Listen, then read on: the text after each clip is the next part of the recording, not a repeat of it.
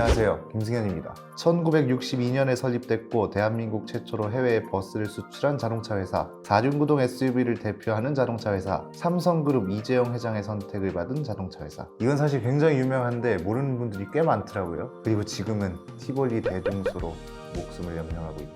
네?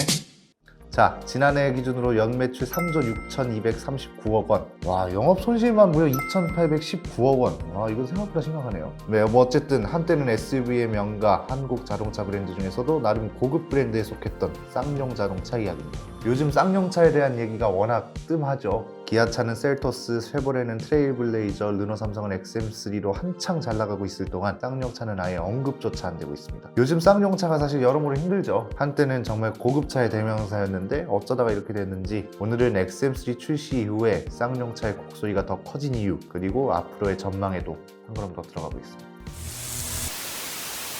사실 역사가 꽤 오래됐습니다. 1962년에 하동환 회장이 가지고 있던 회사가 동방자동차공업이라는 회사에 역합병되면서 쌍용차의 역사가 시작이 됩니다. 1966년에 최초로 베트남하고 보르네오에 버스를 수출하기도 했고요. 이후에는 신진자동차 계열사로 편입이 됐고 1975년에 다시 독립을 했습니다. 그리고 1979년에 지금의 쌍용차의 심장이라고 할 수 있는 평택 공장이 세워지게 됐고요. 이때까지는 사실 쌍용차가 아니고 동아자동차라고 보는 게 맞고요. 쌍용자동차라는 이름은 1988년에 탄생하게 됩니다. 같은 해, 이건 추억의 자동차죠. 코란도 해미기도 출시가 됐고요. 쌍용차하고 벤츠를 많이 엮으시는 분들이 많은데 실제로 1993년에요. 쌍용차랑 벤츠가 기술 제휴를 맺었기 때문에 그렇죠. 이렇게 해서 탄생한 게 많이들 아시는 무쏘죠. 많은 분들이 아마 기억하실 겁니다. PD님은 그거 혹시 기억하세요? 그 광고를 아예 몰라요? 그 왜 성우분이 나와가지고 무쏘 하는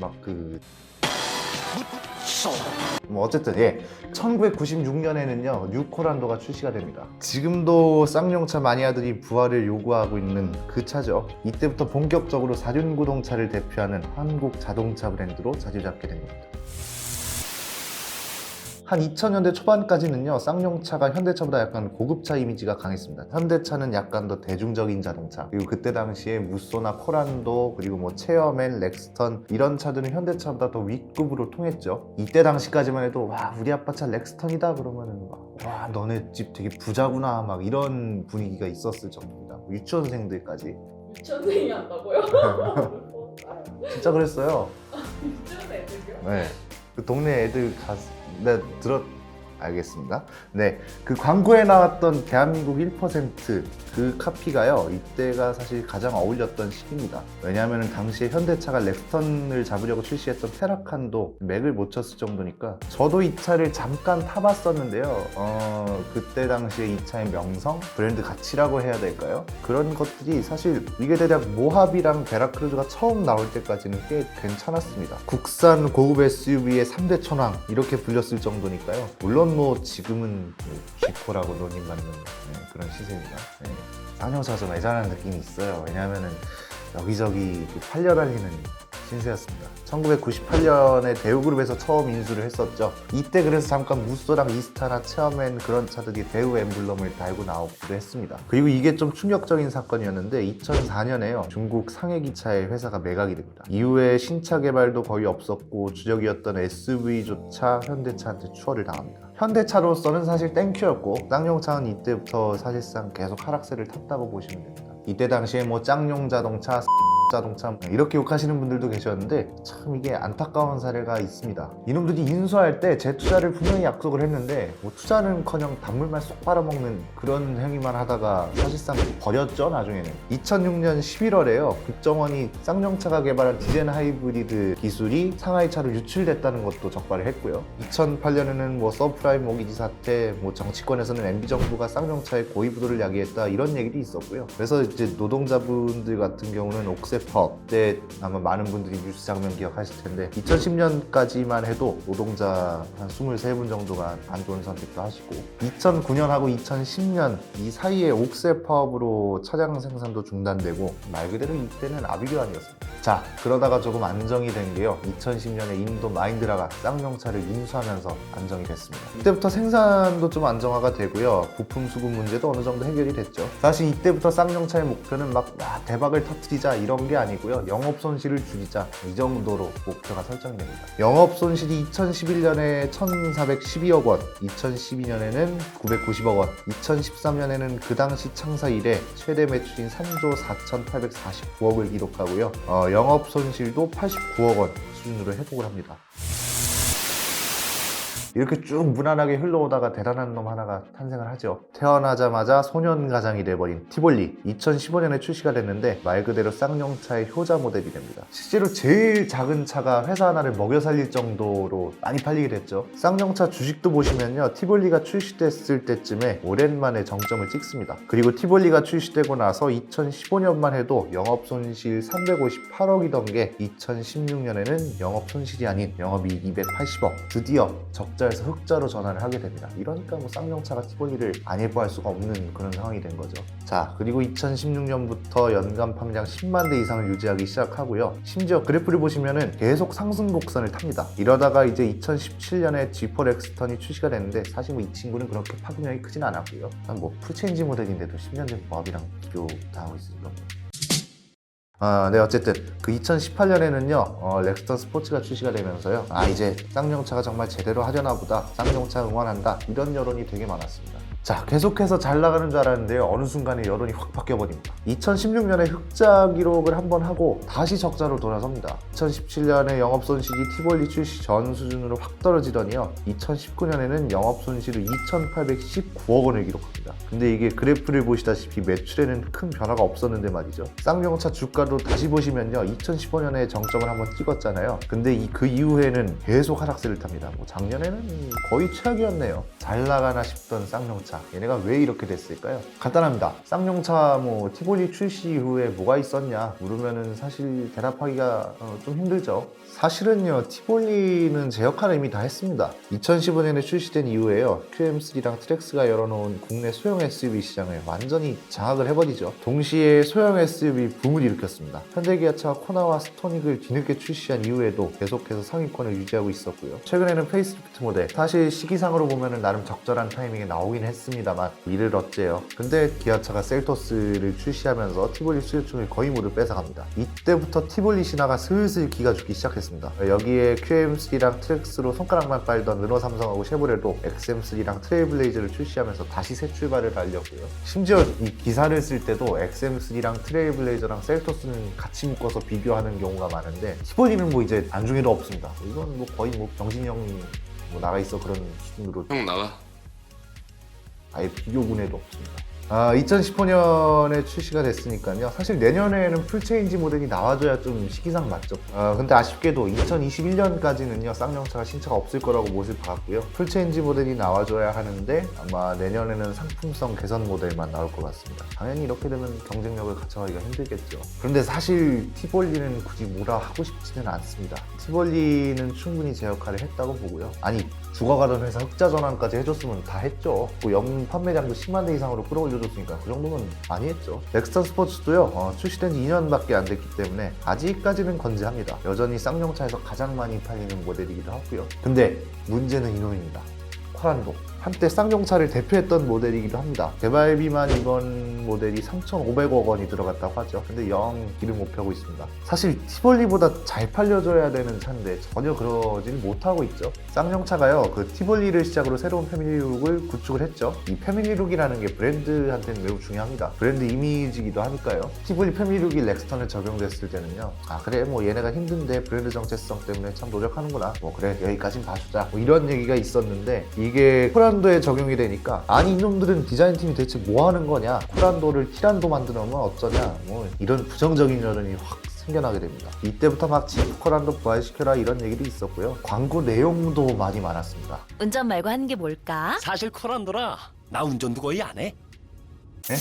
어떻게 지내냐는 친구의 말에 그랜저를 대답했습니다. 이 광고만큼 사실 혹평이었습니다. 근데 이건 디자인 컨펌하신 분하고 마케팅 부서는 진짜 이건 어떻게 그래요. 예. 어쨌든 이전 세대 코란도까지는요, 소비자들이 코란도가 도시유형 SUV로 나와도 이해를 했다고 해야 될까요? 아니 뭐 관심이 없었다 봐도 될 것 같습니다. 가뜩이나 회사도 힘든데 어차피 요구해도 안 될 걸 아니까 소비자들이 별 말이 없었던 거죠 사실은. 그런데 티볼리 이후에 판매 실적은 물론이고 뭐 연 판매 매출 증가, 영업 흑자 전환에 뭐 이런 기사들이 막 나오니까 소비자들은 이제 기대감이 더 높아지게 된 거죠. 그런 와중에 사골 중에 사골이었던, 그리고 쌍용차를 대표했던 코란도가 풀체인지를 해서 나온다는 게 얼마나 기대가 됐겠습니까? 그런데 정작 나온 거는 티볼리를 키워놓은 티란도가 나오면서 엄청나게 욕을 먹습니다. 사실 차 자체는 그렇게 나쁘지 않거든요. 패밀리룩 입는 것도 사실 어떻게 보면 당연한 거고요. 그렇게 따지면 뭐 현대기아차도 코나 대중소죠, 뭐 펠리세이드랑 산타페 같은 거. 그런데 이게 사실은 코란도라는 이름을 달고 나오면서 좀 문제가 커진 것 같습니다. 그 티볼리 패밀리룩이 어느 정도 납득이 되는 수준으로 들어가야 하는데 진짜 이게 사실 코란도라는 이름하고 어울리지 않았던 거죠. 아니면 뭐 헤드램프나 테일램프는 그렇다 쳐도 콘셉트카처럼 차체라도 좀 값지게 디자인했어도 덜 욕먹지 않았나. 자, 이제 소비자들이 티볼리 중짜를 보더니 집 코란도를 부활시켜달라는 목소리를 계속해서 높이게 됩니다. 저도 여기에 동의를 했었습니다. 그냥 쉽게 얘기하면요, 포르쉐처럼 브랜드를 대표하는 모델들은 계속 전통을 이어가고 회사를 먹여 살리는 주력 모델들의 역할이 또 따로 필요하다는 거죠. 이거를 쌍용차에 대보면 911이나 박스터 같은 이미지 메이킹 역할은 코란도가 하고, 회사를 먹여 살리는 건 카이엔이나 파나메라처럼 티볼리랑 넥스타 스포츠가 하고, 이게 사실 가장 이상적인, 제가 또 개인적으로 바라던 모습이었습니다. 그런데 이게 참 어렵죠. 쌍용차는 지금 많이 어렵습니다. 아까 보셨던 것처럼 매출액은 그래도 어느 정도 안정세를 유지하고 있는데 영업 손실을 보세요. 사실 이 상황에서 새 차를 개발한다는 것 자체가 무리수인 거죠. 쌍용차 입장에서는 티볼리로 돈의 맛을 봤으니까 티볼리를 놓치고 싶지 않았던 거다, 뭐 이렇게 말을 할 수도 있는 거고, 그냥 순수하게 기업 입장에서 보면은 모험을 하기도 어려운 그런 상태인 겁니다. 사실 뭐 현대차 정도나 되거나 아니면 포르쉐를 가지고 있는 폭스바겐이나 이 정도는 돼야 그래도 모험이라는 걸 할 텐데, 이건 뭐 모험 잘못했다가는 기업 전체가 그냥 쓰러져 버릴 그런 위기에 놓이니까 사실 쌍용차 입장에서는 많이 어려운 상황입니다. 사실 제가 티볼리 페이스리프트 행사 때요, 쌍용차 관계자분하고 관련해서 인터뷰를 나눴습니다. 이분 말을 들어보니까 쌍용차도 이 문제랑 상황에 대해서 충분히 인지를 하고 있더라고요. 소비자 입장은 이미 우리가 충분히 알고 있죠. 코란도가 이미지 메이킹 역할을 하고, 그리고 티볼리랑 넥스터 스포츠가 캐시카우 역할을 하는. 근데 아마 기업 입장은 자세하게 못 들어보셨을 텐데 그게 어떤 이야기가 오갔냐면요, 일단 티볼리가 잘 팔리는 게 고마우면서도 참 문제라고 합니다. 렉스턴 같은 큰 차가 많이 팔려야 회사 입장에선 마진이라는 게 남는데 2천만 원대 소형 SUV만 잘 팔리다 보니까 이게 개발비는커녕 이윤도 안 남게 되는 겁니다. 앞에서 보셨던 것처럼 이게 매출액은 비슷한데 영업 손실이 계속 커지는 이유가 여기에도 있는 겁니다. 그리고 집 코란도에 대해서도 어느 정도 고민을 하고 있더라고요. 그런데 이제 앞에서 말씀드렸던 것처럼 지금 쌍용차 입장에서는 모험이라는 걸 할 수 없는 상황인 거죠. 완전 대박은 아니더라도 이게 어느 정도 일정 수준 판매가 이루어져야 되는데 그게 안 될까봐 쌍용차는 무서운 겁니다. 근데 지금 코란도 판매량 보면은 집 코란도 정도는 팔릴 것 같긴 한데, 어쨌든 그래서 제가 아니 그러면은 모 회사가 마인드라인데 마인드라 차를 국내화 시켜서 팔면 되지 않느냐 이렇게도 물어봤거든요. 근데 이것도 고민이 많았다고 합니다. 마인드라 차를 보시면요, 아직까지 지프 형태로 많이 나오거든요. 근데 이 차들이 이제 유럽이나 그런 자동차 선진국이 아닌 인도에서 만든 차다 보니까 눈높이가 높아진 국내 소비자들한테는 전혀 안 맞는다고 합니다. 국내화 시켜도 승차감이나 편의 장비들이 그래도 이게 평균 이상은 돼야 좀 팔릴 텐데 이 친구들은 거의 손을 볼 수 없을 정도의 상품성. 그런데 최근 보도를 보니까 마인드라 모델을 쌍용차가 국내에 도입하는 걸 고민하고 있다고 하더라고요. 이게 아마 제가 그때 말을 했던 게 영향을 미치지 않았나. 그죠? 네?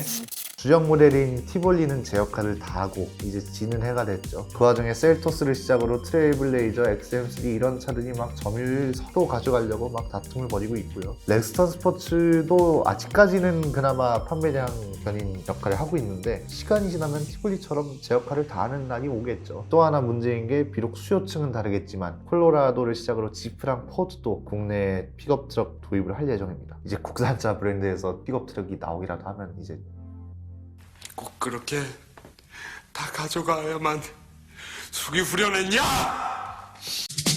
현대차가 산타크루즈를 국내 출시를 안 한다고는 했지만 이게 모르는 거예요. 사실은 뭐 국내 소비자들의 니즈를 반영하기 위해 고심 끝에 출시 결정 뭐 이래버린다거나 아니면 뭐 르노가 국내 알래스칸을 도입해버린다거나 그럼 뭐 쌍용은 됐단 거죠. 네.